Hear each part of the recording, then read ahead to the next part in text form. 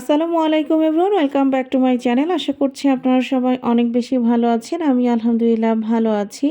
আর আজকে আমরা যাচ্ছিলাম আহসান মঞ্জিলে ঘুরতে। এর আগে আসলে কখনোই আমাদের একসাথে আহসান মঞ্জিলে যাওয়া হয়নি। আমি অনেক বছর আগে একবার গিয়েছিলাম, কিন্তু তখন আসলে আহসান মঞ্জিল বন্ধ ছিল। তবে আজকেও আসলে আমাদের লাকটা খুবই খারাপ। আজকে গিয়েও দেখি যে আহসান মঞ্জিল বন্ধ। তো কিছুই করার নেই, বাইরে একটু দাঁড়িয়ে ভিতরের দিকে একটু ভিডিও করারই চেষ্টা করছিলাম। জাস্ট গেট থেকে একটু তাকিয়ে দেখা আর কি। আর ভিতরের পরিবেশটা দেখে মনে হচ্ছিল খুবই সুন্দর।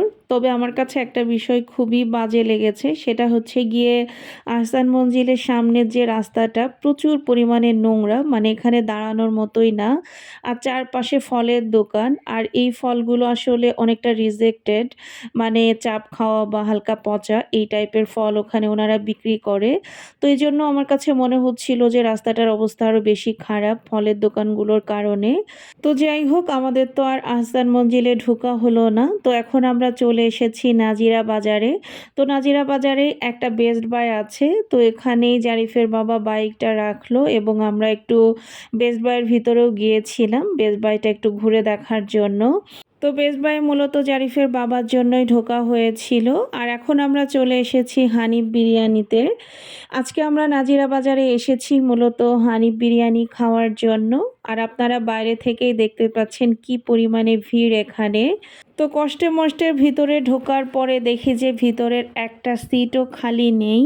তো কি আর করার, আমাদের প্রায় 1 ঘন্টার মতো অপেক্ষা করতে হয়েছিল। আসলে কিছুই করার ছিল না।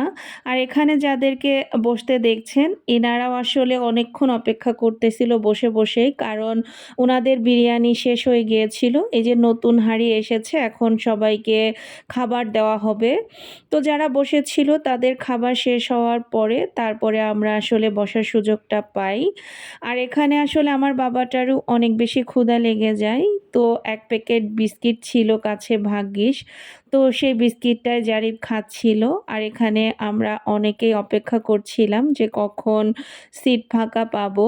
আমরা ভাইরাল বিরিয়ানি খেতে আসব আর অপেক্ষা করব না, সেটা তো হতেই পারে না।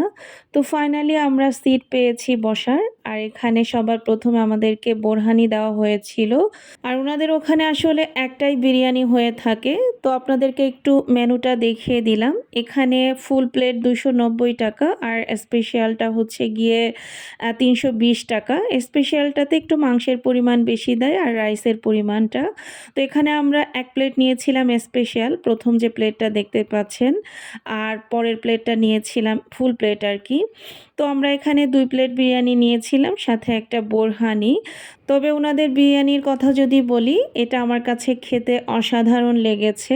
আমার খাওয়া বেস্ট বিরিয়ানি বলতে পারেন, কারণ এখনকার কোনো রেস্টুরেন্টের বিরিয়ানি আমার কাছে খুব একটা ভালো লাগে না। তো অনেক দিন পরে খুব মজাদার একটা বিরিয়ানি খেলাম।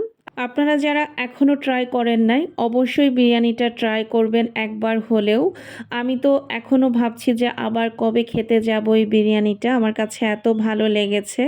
তো আলহামদুলিল্লাহ খাওয়া দাওয়া শেষ করে আমরা এখন বের হয়েও গিয়েছি। তো জারিফের বাবা বলতেছিল যে ও মাঠা খাবে। তো এখানে ওনারা ছানা দিয়ে একটা মাঠা দেয়, তো সেটাই জারিফের বাবা খাচ্ছিল। আর মাঠা আসলে আমার খুব একটা পছন্দের খাবার না, তাই আমি আসলে খাইনি। তো এখানে বাবা ছেলে দুজনে মিলেই খাচ্ছিল।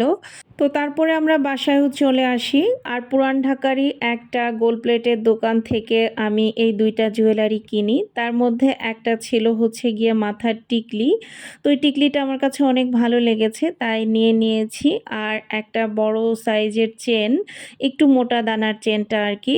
তো আমি আসলে প্রথমে সবটাতে ঢুকে ভেবেছিলাম হয়তো এটা হোলসেল কোনো দোকান। তো পরে দেখলাম যে ওনাদের প্রোডাক্টের বেশ ভালোই প্রাইস, তবে জিনিসগুলো খুবই সুন্দর। চেনটার দাম ওনারা 500 টাকা রেখেছে, আর টিকলিটার দাম রেখেছে 300 টাকা। তো কেমন হয়েছে অবশ্যই কিন্তু জানাবেন। আর এখানে জারিফের জন্য 3 কৌটা ওটস নেওয়া হয়েছিল। জারিফ আসলে এখনও সকালের খাবারে ওটসই খায়, ও ওটস খেতে ভীষণ পছন্দ করে।